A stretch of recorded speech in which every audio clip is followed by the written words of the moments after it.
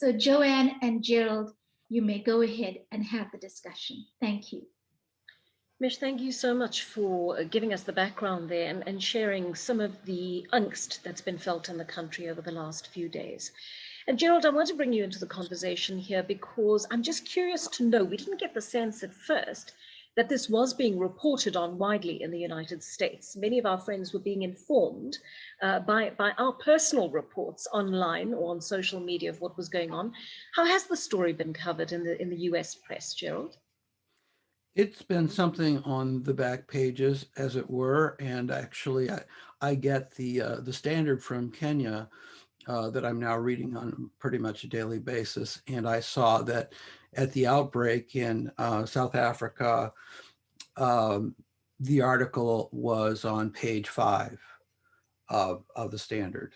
And it reported, as did, and it harmonized pretty much with what I saw in the New York Times, that they reported that some 70 people had been killed and many more injured. But you know, we're also, during the same week, we're getting the news from Haiti of the assassination and the unrest there. We're getting the news from Cuba and the unrest there, which seems to be of not quite the same political motivation. But what strikes me about all of this is what in the military, actually, they call situational awareness. And I think that that's really something that as citizens of the world, we must be very thoughtful about. During World War II, Franklin Delano Roosevelt said famously, the only thing we have to fear is fear itself. What is being promulgated here throughout the world is fear. This is the biggest danger.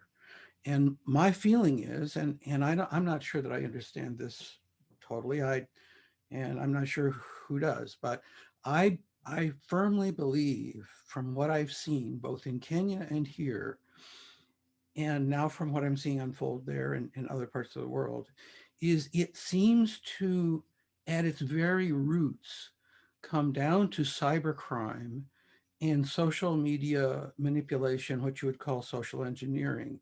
The purpose of cybercrime, you may think it's, oh, to blackmail you if your database is down, or perhaps to shut off this pipeline, or perhaps to shut down your banking system or your water system. No. The purpose of cybercrime, international cybercrime, is to instill fear, widespread fear.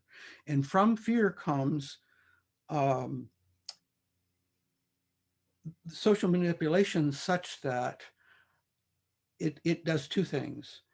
It is designed to undermine faith in democracy and to set neighbor against neighbor. Your enemy is your neighbor. Your enemy is the press. Your enemy are the people that you used to trust that surround you. So I've seen, and that's actually one of the things that that I felt so strongly about in writing my book, which is basically about a middle-aged white person who goes to Kenya as a tourist and is something of a passive observer and not really involved, and yet becomes more and more and more involved to the point that he finally has to take action. And it's like being in, say, France in World War II, and you see it coming and you see it coming, you see it coming. And Albert Camus finally gave up and said, you have to put your hands in the dirt.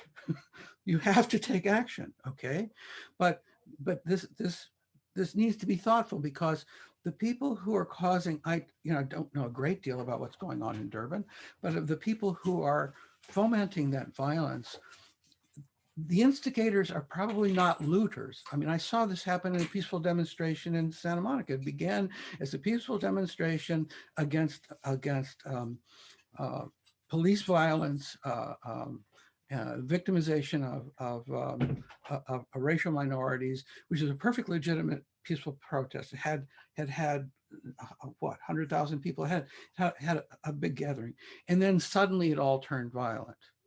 Okay, now who were those agitators? I don't know.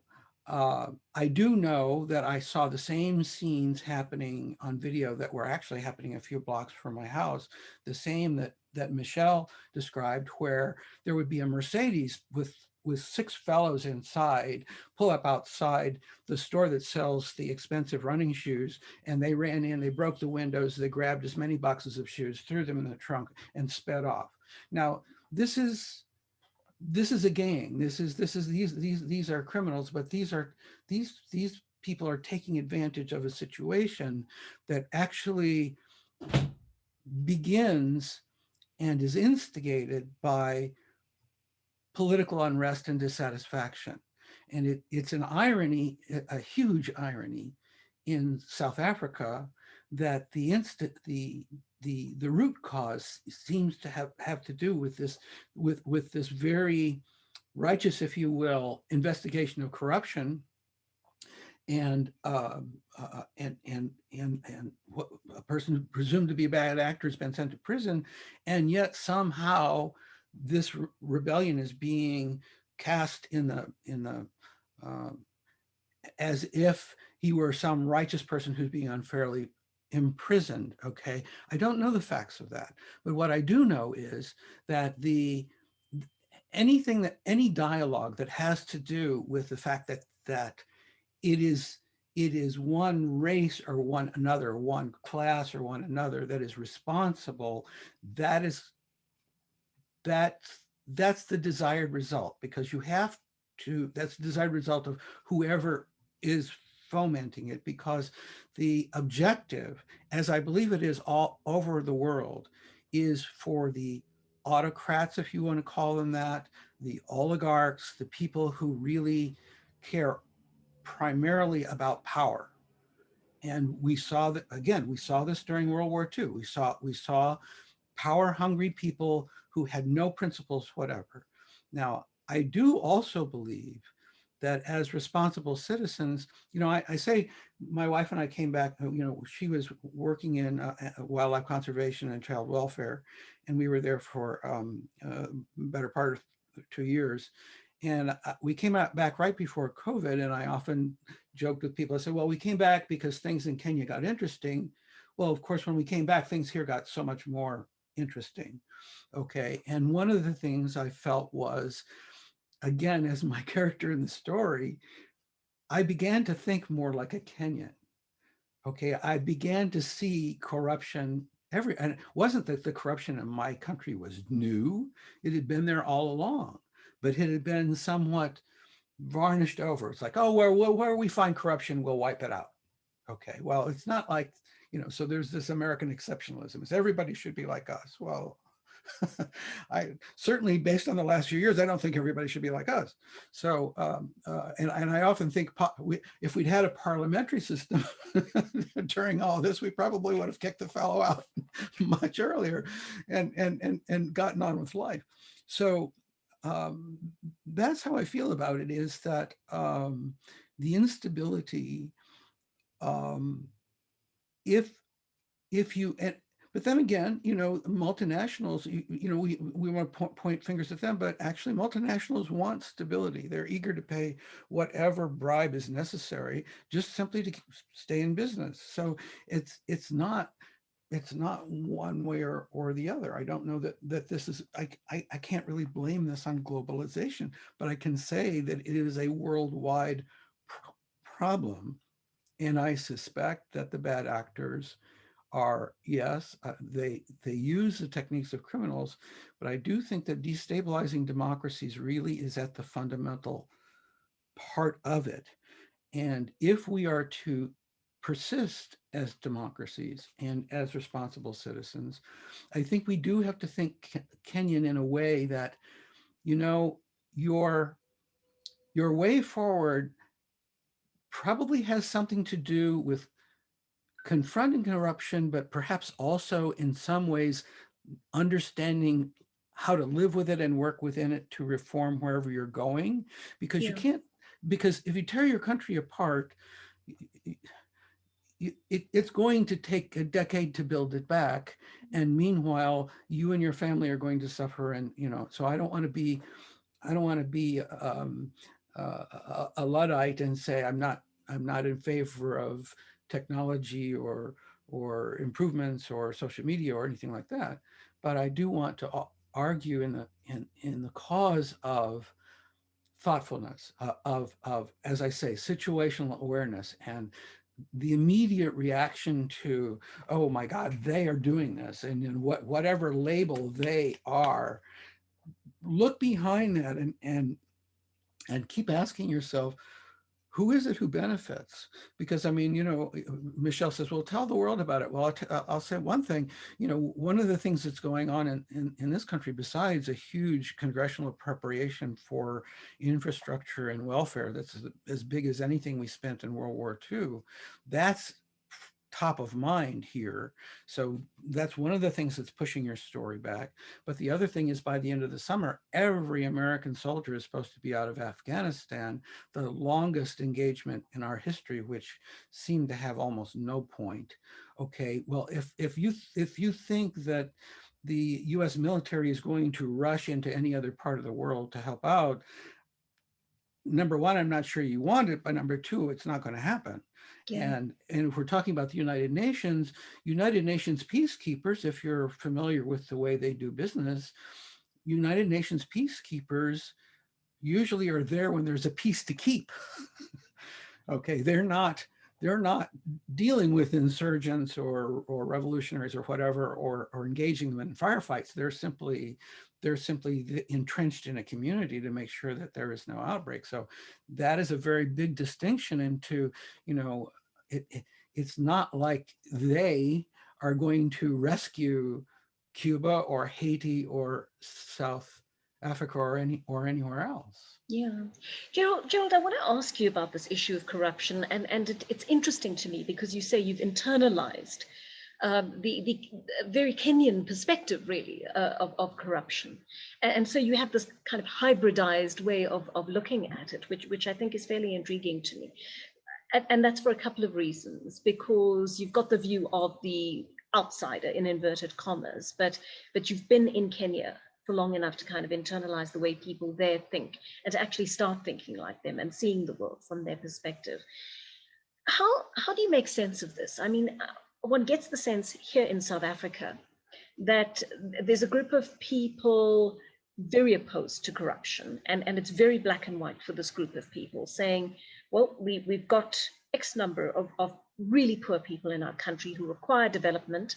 Jacob Zuma and his cronies, all indications are that he, together with the Guptas, have eaten up billions, tens of billions, hundreds of billions of our income and our state revenue. Therefore, we've not been able to provide for the poor. We've not been able to guarantee the promised equality in this country. And therefore, Jacob Zuma deserves to go to jail. He deserves to be put on trial, and he deserves to go to jail if he's found guilty. And then you've got another group that is torn. And I don't know whether this is a cultural thing or this is something that harks back to the past, where you had chieftains, for example, where this idea of our turn to eat at the trough, yes, is an acceptable thing, because these are struggle heroes. They were deeply deprived of years of freedom for the liberation struggle they fought. They spent a good deal of time in prison away from their families. And there's a feeling among certain people that the sacrifices they made have entitled them to a certain amount of reward, shall we say, even if it is at the expense of the country's citizens. And I don't quite know how those two schools of thought ought to be reconciled, or whether we can simply say, it's a very romanticized idea of how one should deal with freedom fighters, whether we ought to have a special code of conduct for them that allows them certain privileges that the rest of the population is not allowed in a democracy. Or do we say, no, it's black and white. You cannot steal from the state and you cannot steal from the poor in your country. Well, I don't know.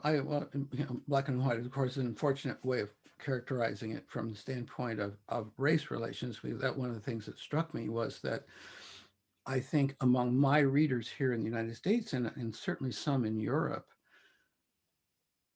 and this is actually one of the things that my marketing team and my publicists have discussed with me, is beware of readers, woke readers, if you will, and I consider myself a progressive, but beware of woke readers in the United States who who will be offended that you are presuming to talk about African race relations. And that was not the purpose of my book. I mean, certainly my main character simply, you know, I recorded the things that happened to me and the things that Kenyans related to me. Okay. And some of them are stereotypical, some of them are racist, and they are what they are. Okay. And it's not advocating anything, but one of the things that I found that just struck me very powerfully was, as a white person attempting to settle into Kenyan society there on the South Coast in this small town, I assumed that there would be certain kinds of prejudices. There weren't.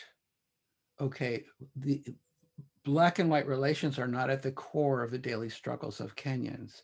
The daily struggles of Kenyans are centered on the strife among the 43 different ethnic societies, or tribes, if you will, and the three tribes that basically have run the country since independence.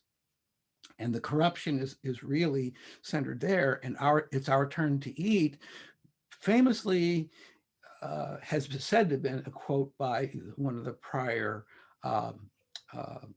Kenyan presidents when, and it was one of the very first things I heard when I came to Africa was, I was taking the ferry, you know, Mombasa, you fly into Mombasa, but it's an island. So, you know, there are bridges on the north to get you to the suburbs in the north, but I had to get to the South Coast, which is where we were going to live.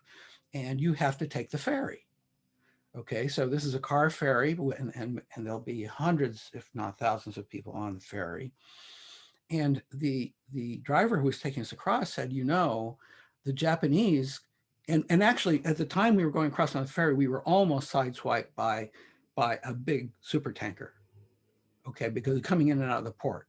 And I said, how often does this happen? They said, oh, well, you know, it's a problem. It's a perpetual problem. And there have been ferries swamped and whatever. But he said, you know, the Japanese gave us some huge amount of money to build a bridge because they didn't want their boats to conflict with, you know, they didn't want to be responsible. And apparently, not only did the bridge never get built, but the president at the time said, it is our turn to eat. You know, so, and this is, if you are on the Serengeti, and it is the migration season, and you look, as I would see wildebeest and zebra as far as the eye could see, thousands upon thousands of animals grazing there on the plain. And then, you know that here come the lion and the cheetah, and the driver says to you, there's a safari guide says, you know, it is their time to feed. Well, actually, a Kenyan understands it in a different way, because that migration is seasonal, and during the time when there are no animals there, or when it's been overgrazed, or when it's during drought, those predators are starving. Okay, so one can understand the mindset of, we must take when we have it, when it comes into our hands, we can't just give it away. So we can understand that philosophy. But I do believe that that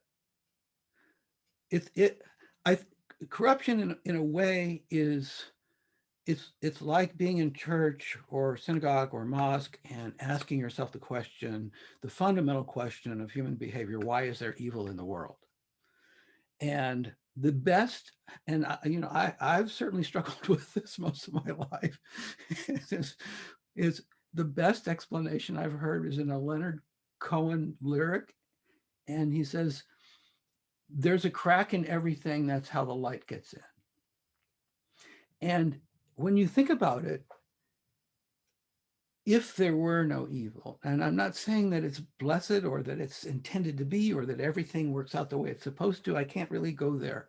But I can say that if there were only righteousness, if there were only good on a daily basis, that innovation, disruption, because now actually in technology, we're using innovation and disruption as synonyms. Okay, whereas what you're experiencing now in South Africa is disruption in its most fearful form. Okay, but what is it that's going to come next? And it really, if it's going to grow from disruption, it must be somehow creative, innovative, infused with a vision of what we want. But it can't just, it can't, if you can't just have the mindset, we're going to take everybody who we think is corrupt and line them up against a wall and shoot them. That's been done. That's Fidel Castro in Cuba. Okay. And yet that society had a great deal of stability for very long. And yet, there were plenty of Cubans who wanted out of there in the worst possible way. So I do believe, and coming back to it, that I won't say that we need to make our peace with corruption, but I will say, Kenyans will say, almost like a national motto, corruption's the mother of Kenya. It's like every taxi driver, every tuk-tuk driver, every waiter, every barman, they're going to repeat. It must have been repeated to me 50 times. And they will say it to you as though it's like air, it's like breathing, it's just the way it is. And a Kenyan journalist who read my book, and he had done some fact checking for me, responded. He said, the Kenyan national elections are coming up in August of 2022. It's very possible that some of our passive Kenyans may take some inspiration from your main character who finally decides to act. And I thought, oh my,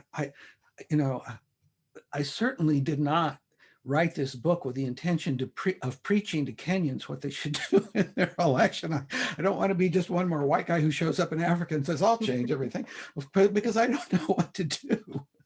But if it were, spoiler alert, okay, the thing that really, and this happened during COVID, so I mean, you can't really separate things that are happening. One of the things that infuriated me, as it did my main character, was I read in a Kenyan news release that 20,000, as a result of COVID, 20,000 teenage children in foster care were going to be returned to their homes. And I thought to myself, and this was a government policy, and I thought to myself, return to their homes. Well, wait a minute. The reason they're in foster care is they have no homes. Okay, they're going to be returned to the grandparents who can't support them, can't discipline them. They're going to be returned to the abusive father who raped her. They're going to be returned to the roving gang that two of whom actually did attack me right near Kibera in Nairobi, and I could have been mugged at Central Park in New York. I don't know that it was a different. I'm not characterizing that. I'm just saying that if you're going to take 20,000 teenagers in Nairobi and turn them loose on the street, that sounds like. And they said, oh, we can't do social distancing, we can't feed them properly. But it sounds also like the government is saying, well, the money that we're using for those foster care facilities, perhaps we can eat that too. And one of the discussions that's going on in Kenya these days is the Building Bridges Initiative, which is a constitutional reform initiative, is operating in parallel. It's something of a horse race with the national election nominations. Okay, and there's some who say we must reform the Constitution before we can have the elections. There are others say, no, we must have the elections and adhere to whatever Constitution is in place on that day. Now, the Kenyan Constitution says the only reason you could ever postpone the election by even a day would be if the country's at war. So what are these geniuses saying? COVID-19 is a war. We might as well just stay in power. How's this going to play out? Okay, so these are tensions that are building there. And, the year before my wife and I took up residence in Kenya, there had been a contested election. The head of the bureau that was doing the computer counting was found murdered. And there was an alternative swearing in ceremony by the fellow who felt that he had actually won the election. And and there was some violence connected with that. But he was brought into the government, and then actually while I was there, it was about a year and a half later, there were he and the president shaking hands, new parliamentary coalition government. But coincidentally, it was the day after the United States Secretary of State had been there, the new Secretary of State on a visit. And I said, I pictured this scene in my mind, and him opening his checkbook and saying, you know, what's it going to take for you guys to settle down? And this particular Secretary of State had been the CEO of one of the oil companies and of one of the most, my dad was in the oil business. He didn't like that particular company very much, but he said that they were the most unscrupulous. That's probably gossip. I don't know, but if there's anybody who knows how to pay a bribe, it would be the CEO of an international bribe on the order of millions or billions. It would be someone like that. So did that keep the peace? Very probably. Did that promise infrastructure development for Kenya in terms of the solar power farm that had never been hooked up to the power grid, or the road in Mombasa that leads nowhere, that has never been finished? It might help those things, but is that money that a big chunk of it might have gone into the pockets of bureaucrats? Yes, that's also possibly true. Gerald, that's deeply unsettling for me, and I think many Africans watching this will say to you, well, clearly we do not do enough to hold our leaders to account. But I want to tackle a last issue. I don't think we do because, enough either. Yeah. I don't Yeah, think yeah, we no, do and that's either. probably true all over the world, isn't it? Yes, absolutely. Yeah. I want to tackle this last issue with you simply because we're short of time and we need to wrap shortly, but it's something really important because I think our countries are on a parallel trajectory when it comes to this issue of race relations. We're fighting the same sort of demons in regard to this. In South Africa, we talk about reconciliation. We've coined this idea around Rainbowism, which was a kind of false sense of conciliation or reconciliation following apartheid. Indeed, there was the will during Nelson Mandela's time to unite the country, to unite the races in the country, but the hard work of dialogue, of working through the atrocities that were committed on a large scale, the kind of dialogue that was required at a grassroots level among ordinary people who could not exorcise their traumatic past, has left people with this hangover, this trauma that has lasted another 30 years almost without any kind of resolution. And on top of that, inequality has compounded the reality of that. And so there's trauma, there's tragedy, there's a concoction of that anger fits into as well.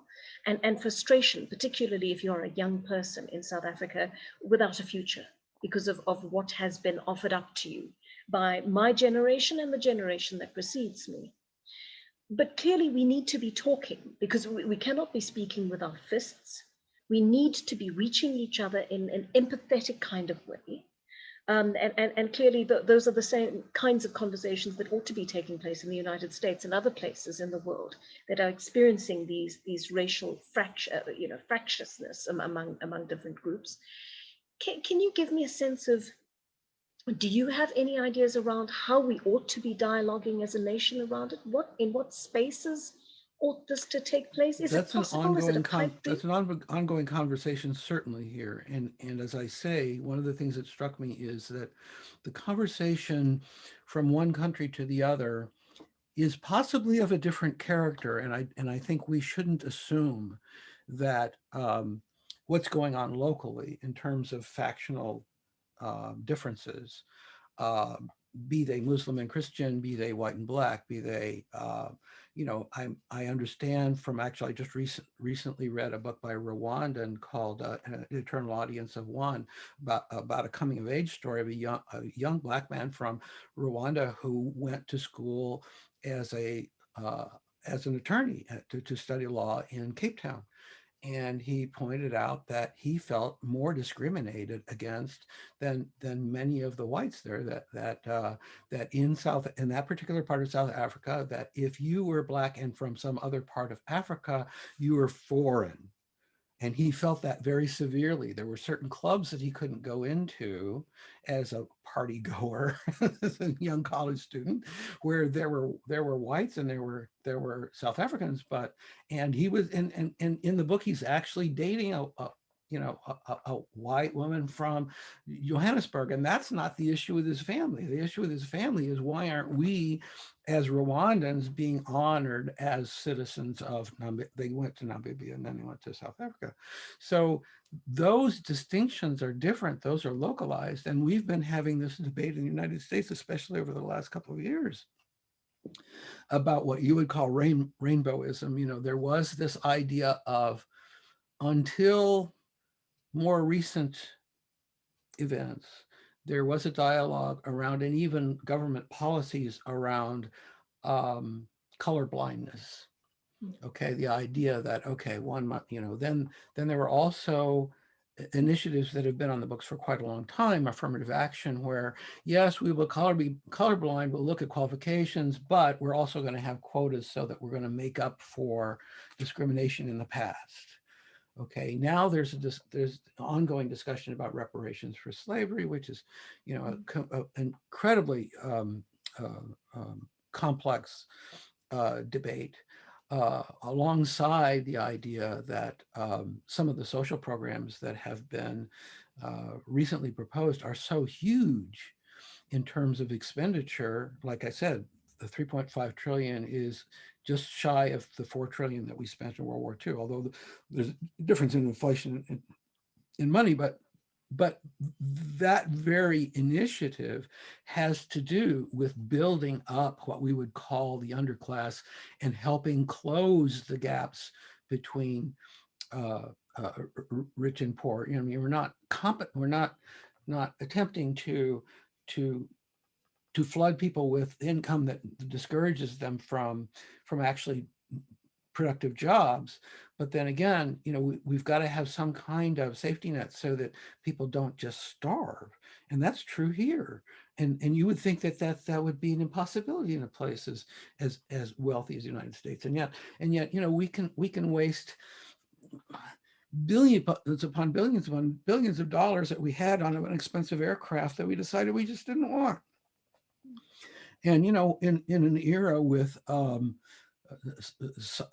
international cybercrime, why would you throw your money at building big metal objects that take billions of if you want a U.S. aircraft carrier to help you out, it'll be a week before they get there. Okay, but if you're under cyber attack, you need help tomorrow. Okay, so where should we put our money? What kind of world are we living in? So I think it's a false sense of security to say, oh, well, we have all these wonderful armaments, we can keep the peace, we'll be the peacekeepers of the world. That's a delusion. I mean, as far as I'm concerned. So I do think that the recent debate here has been about how can we celebrate and appreciate and even teach differences and be factual about it, which of course is a huge debate, and yet still have a dialogue and still have mutual respect. And what it might seem like a cop-out, but I would say one of the things that may help us more than anything is literature.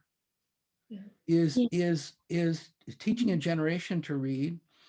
And I'm fond of talking about the psychiatrist Milton Erickson, he's passed away now, but he actually implemented psychiatric cures through storytelling. And someone would come to him and present a problem or an issue, and he would tell them a story that seemed completely irrelevant, and they would go away. And Erickson's belief was that a story, once you think you've forgotten it, is much more powerful on your future behavior. And that's because the censoring mind, the mind that makes judgments about, oh, well, that can't be true, or I'm not like that, or, this doesn't have anything to do with me.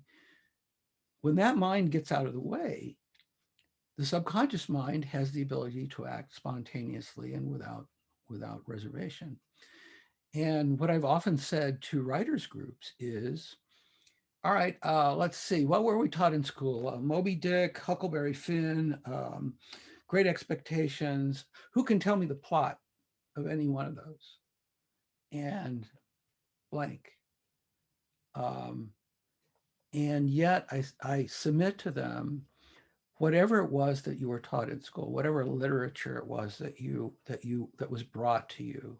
I submit to you, these are forgotten stories, and they are part of your subconscious. You cannot help but act according to whatever morality, lessons learned, and and it was the French writer Stendhal in, I think it was 1814, who said that, oh, well, the people who live in Paris are wiser than the people who live in the country. And of course, that seemed outrageous. And yet he said, no, they read novels. They read novels about sex scandals, and they know the consequences of bad behavior. And he said that, you know, the people in the country, all they have is their Bible lessons, and they never listen to those. But the consequences of bad behavior, he said, well, that doesn't make them any more righteous, because they just find more clever ways to hide their scandals. But you know, seriously, I do think that the way we're taught, and the way that we, again, they say with a child, you know, physical discipline, it goes only so far. I mean, maybe with a very young child who really can't respond to verbal commands at all.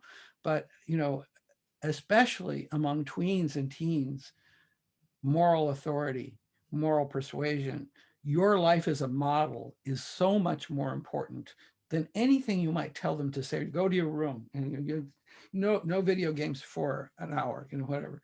No, but they're looking at you and studying how well your life has delivered happiness, love, warmth, bonding, relationships, support. You know, if they need support and you happen to, well, I can't tonight, I've got this meeting, or, you know, again, what can you do for someone who just lost a loved one? Maybe almost nothing, but actually sitting in the same room with them, giving them your time, the presence of your body, that's incredibly powerful and not to be underestimated. So I don't know whether that's a good answer. It's the only answer I have. I don't think there's a right answer there, Gerald. I think as societies and as writers within these societies, that these are the sorts of ideas we need to start considering. And certainly your ideas around literature, they grab me as being one of the most powerful ways of harnessing empathy in societies, because there it is, capture a story of someone else's life, subjectivities that you would never yourself have experienced or understood are there on the page. And there a writer has given you a window into that unique experience. And there's such power in that. So Gerald, thank you so much for your insights into this. Thank you for having me. Really, I'm being generous with your listening. Of course, and of course, we look forward to seeing your book on the shelves in early August this year. And certainly, you know, many of our viewers this evening who are not familiar with your work, Michelle Benjamin, who is going to be publishing the book under Line ePublishing, is also going to make hard copies available at certain exclusive bookstores. Well, the ebooks are also out there. They're out in EPUB and Kindle. I mean, so not to say anything against paperbacks, which I believe it's always nice to hold a book in your hand, but the book is available right now online everywhere in the world. Fantastic. That's great to hear. And just give us the title again, Harry Harambee's Kenyan Sundowner. You know, and I had debated with that last word, you know, his madness, his sunset, and, you know, it is late in his life. He's a widower. And then I thought about the image of the sundowner. You know, it's the end of the day. You know, you've had a day on safari, and your crew sets up a table with a linen tablecloth on a hilltop, and you watch the sky turn colors that you've never seen before, and you watch the animals slowly migrate toward the water hole that's right beneath you. That there's nothing more special than that. And yet, again, we're talking about the sunset of life. in equatorial Africa, when the sun goes down, it's dark. And you appreciate, I had to appreciate this light while I had it, because it is, it's night now. Gerald, thank you. Thank you so much for sharing all of Thank those you, thoughts with Joanne. us, also giving us a little bit of a taste of what's in your book.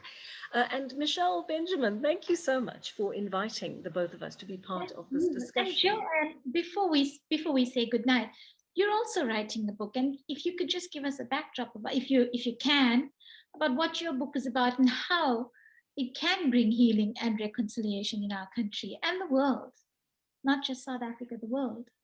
So thank you for acknowledging that, Michelle. It's still a work in progress. We're in the midst of a final edit at the moment, but it is a story about a young woman who becomes an indentured laborer in South Africa. She is from 19th century India, and finds herself in South Africa. I'm not going to give you too many spoilers because the book is quite loaded in terms of plotting, but essentially it's a part of our history that's been hidden by a kind of blind spot, or in a blind spot, I should say. We know large chunks of South Africa's history, and some of them remain hidden. I think, periods of slavery and so forth are starting to come to light through the great academic writing around that. However, indenture is something that has remained in the darkness for a long time. South Africans of Indian descent don't even know the history. We don't know the intricate histories of our ancestry in this country. We do not know about the human rights abuses and the atrocities that marked that period, nor do we have a really good understanding of how Indo-African relations have become so tense over the centuries. And so this for me was an opportunity to explore those themes, and hopefully to bring to light an era that has largely been ignored in literature, that's been marginalized, and not really been brought into the South African mainstream canon in any particular way. So I'm hoping that the book will have a couple of consequences, positive consequences, that is, to give South Africans and others outside of South Africa a sense of the indentured story that took place here over the 19th and early 20th centuries, a period of 50 years. But I'm also hoping that we'll be able to deal with some of the aspects of our past, our racialized past, our classist past, that have come through, that have filtered through into our lives today. And we can ask ourselves questions, hopefully, having read this kind of text, about whether it's right that 160 years ago, there were people who were living in a particular way, a deeply deprived way of living. And in modern day South Africa, we have much the same situation. We've got echoes of that in the way that our Black majority lives. Can that be right? Can we condone it? Can we allow it to be perpetuated in this country? How are we going to change it? Not just here, but in all places in the world where inequality exists. Thank you, Joanne. That was very insightful. And thank you, Gerald. I think that both of you, being such accomplished writers, published authors, you have both in your way just given the message tonight, which is the ethos of the Michelle Benjamin Foundation. And the message that stands out for me is this: compassion and kindness to heal the world. And I hear that through writing, through your experiences, because I do believe that our experiences, especially when it's filtered through writing and through visual art or music, however we explore our creativity, I believe, my personal belief is that within and therein is the secret to saving humanity, not just one country, but humanity at large. And I cannot understand why creativity is so neglected in schools. I think it's the one area that we should actually spend more time on, especially with our younger children, because it can save how we think, how we plan, how we motivate ourselves, which can change the world. So I hear that coming from the two of you as writers. Always very interesting to hear authors speak. And you two you were amazing tonight, and you reflected beautifully. And I hope as we share this, this message promotes the reconciliation and healing that I personally want to see in our country, Joanne, and also in your country, my other country, Gerald. So I hope that this is what we've accomplished tonight. And thank you both very much for making this time. I'm very, very appreciative of it. Thank you. Thank you for having us, Michelle. You're welcome. And good night, Gerald. Good morning to you still. Enjoy your next meeting. God bless. Bye-bye. Bye. Bye, Gerald.